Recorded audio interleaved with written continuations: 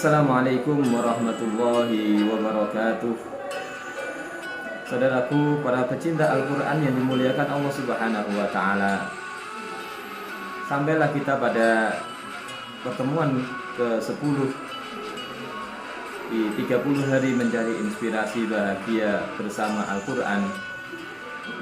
Di episode yang pertama ini, 10 pertemuan yang awal, kita akan mengakhiri motivasi kita agar hati ini mempunyai cita-cita untuk senantiasa berinteraksi bersama dengan Al-Quran, untuk senantiasa terus mendekat dan mendekat sampai di dalam jiwa kita ini tersimpan ayat-ayat Allah Subhanahu wa Ta'ala. Kemudian dalam perilaku keseharian kita betul-betul dijiwai dengan ayat-ayat Al-Quran. Motivasi yang ke-10 ini, saudaraku sekalian, adalah hadis Rasulullah Sallallahu Alaihi Wasallam. Beliau sampaikan, Innallaha yarfa'u bihadzal kitabi aqwaman wa yadha'u akharin. Rasulullah sampaikan, sesungguhnya Allah mengangkat derajat suatu kaum dengan kitab ini, dan kemudian Allah juga menghinakan kaum yang lainnya. Maksud dari hadis ini adalah Allah Subhanahu wa Ta'ala memuliakan orang-orang yang senantiasa dekat dengan Al-Quran. Dalam konteks kemasyarakatan, maka Allah akan mengangkat derajat satu kaum, satu masyarakat, satu bangsa ketika masyarakatnya betul-betul dekat dan konsisten dengan apa yang diajarkan oleh Allah Subhanahu wa Ta'ala di dalam Al-Quran. Secara personal, saudaraku sekalian, betapa Allah Subhanahu wa Ta'ala memuliakan orang yang dekat dengan Al-Quran. Dimulai dari menjadi manusia yang terbaik, khairukum man ta'allama al-Qur'ana wa 'allamahu. Pahala yang berlipat ganda yang diberikan Allah Subhanahu wa Ta'ala. Kemuliaan yang diberikan kewenangan untuk memimpin satu rombongan, untuk menjadi imam dalam sebuah sholat. Kemuliaan di akhirat berupa syafaat Al-Quran, mulai dari ketika dia memasuki alam barzah sampai ketika dia masuk surga, maka dia ditempatkan pada posisi yang paling tinggi, pada derajat yang paling tinggi. Ini semuanya adalah bagian dari Allah Subhanahu wa Ta'ala memuliakan orang-orang yang dekat dengan Al-Quran. Secara tatanan sosial, saudaraku sekalian, kita melihat bukti betapa Allah Subhanahu wa Ta'ala memuliakan satu kaum yang dekat dengan Al-Quran. Dalam perjalanan sejarah dakwah Rasulullah Sallallahu Alaihi Wasallam, beliau melampaui dakwahnya selama kurang lebih 23 tahun. Dan dalam kurun waktu yang singkat itu, Rasulullah dan para sahabatnya berhasil mengentaskan dari kaum jahiliyah dengan tatanan kehidupan masyarakat yang rusak, kemudian berubah menjadi masyarakat madani, dengan tatanan kehidupan yang lebih teratur, dengan toleransi antar umat beragama yang sangat luar biasa, sampai akhirnya dengan kedekatan dengan Al-Quran itu, Allah jadikan Rasulullah dan para sahabat menjadi manusia-manusia terbaik, menjadi umat yang terbaik, yang dalam jangka waktu 23 tahun itu berhasil menguasai jazirah Arab. Demikian juga ini dilanjutkan oleh generasi sesudahnya, betapa para Khalifatur Rashidah, para Abu Bakar, Umar, Utsman dan Ali radhiyallahu anhum dengan mewarisi Al-Quran ini, dengan kedekatan mereka dengan Al-Quran, maka berhasil mempertahankan masyarakat yang Qurani, bahkan sampai mampu melakukan ekspansi menyebarkan Islam ke berbagai wilayah, bahkan sampai menaklukkan negara adidaya pada saat itu. Inilah, saudaraku sekalian, Allah mengangkat derajat orang-orang yang dekat dengan Al-Quran.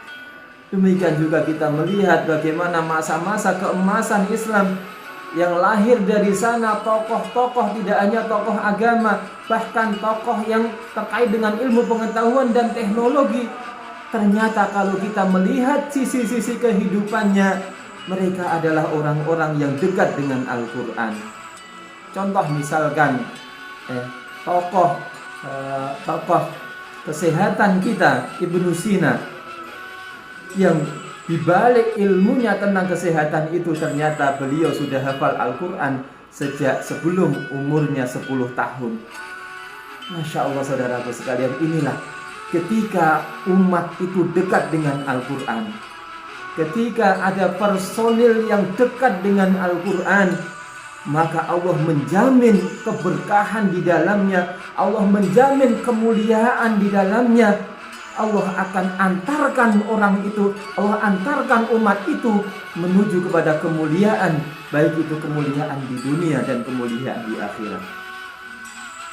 Saudaraku sekalian, para pecinta Al-Quran, sahabat Al-Quran yang dimuliakan Allah Subhanahu wa Ta'ala, sebaliknya, ketika ada manusia yang jauh dari Al-Quran, ketika ada umat yang jauh dari Al-Quran, maka Allah Subhanahu wa Ta'ala mengancam mereka.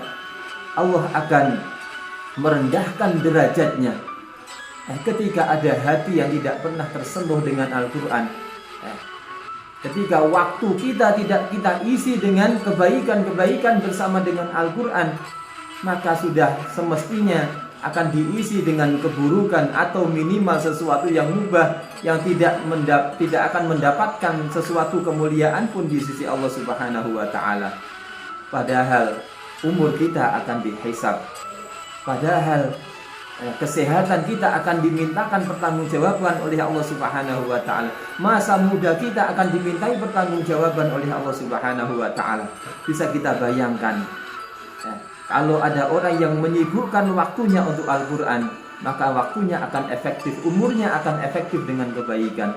Sebaliknya, ketika hanya habis waktunya, habis umurnya hanya untuk bermain-main, bermain gadget, hanya untuk bermain game, hanya untuk bercengkrama dengan orang lain, dengan temannya, maka secara tidak sadar umurnya akan habis. Waktunya akan hilang hanya dengan sesuatu yang tidak ada manfaatnya. Bisa kita bayangkan kalau kemudian nanti dihisab oleh Allah Subhanahu wa Ta'ala di akhirat, maka yang terjadi adalah kerugian demi kerugian.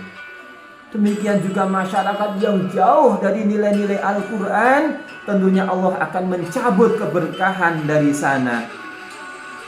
Maka Allah Subhanahu wa Ta'ala mengingatkan kita, walau anna ahlal qura amanu wattaqaw lafatahna alaihim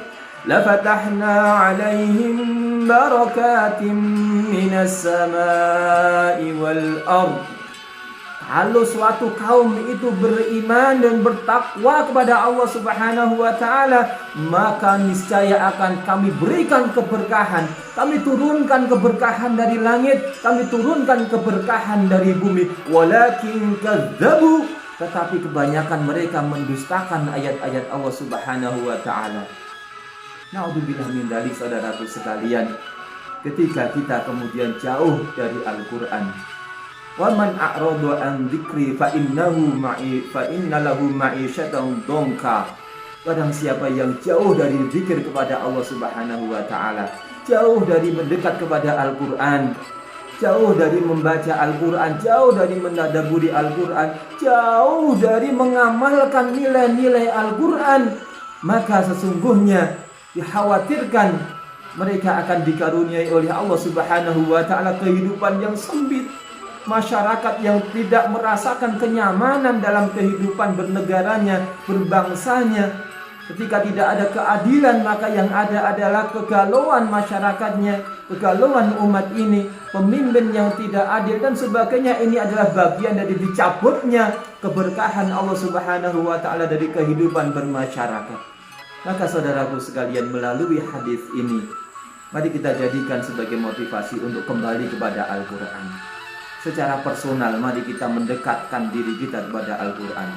Mulailah kita membuka kembali Al-Quran, terutama di bulan yang mulia ini. Mulai kita memberikan waktu yang istimewa untuk Al-Quran, mengkaji Al-Quran dan sebagainya. Secara tatanan sosial, mari kita kembali kepada aturan-aturan Allah Subhanahu wa taala. Yang menjadi pemimpin, jadilah pemimpin yang amanah. Jadilah pemimpin yang mencintai rakyatnya, yang mencintai masyarakatnya. Sebagai masyarakat, marilah kita menjadi masyarakat yang jujur, menjadi masyarakat yang saling bergotong royong untuk menurunkan keberkahan Allah Subhanahu wa taala, tentunya dengan konsisten mengikuti hukum-hukum Allah Subhanahu wa taala. Semoga di sepertiga yang pertama ini Allah memberikan hidayah kepada kita untuk menyongsong hari-hari berikutnya di bulan Ramadan ini, terutama kita persiapkan 10 hari terakhir nanti, betul-betul kita sudah dekat dengan Al-Quran sehingga kita bisa mendapatkan hikmah dari bulan Ramadan ini. Hadanallahu wa iyyakum ajma'in. Assalamualaikum warahmatullahi wabarakatuh.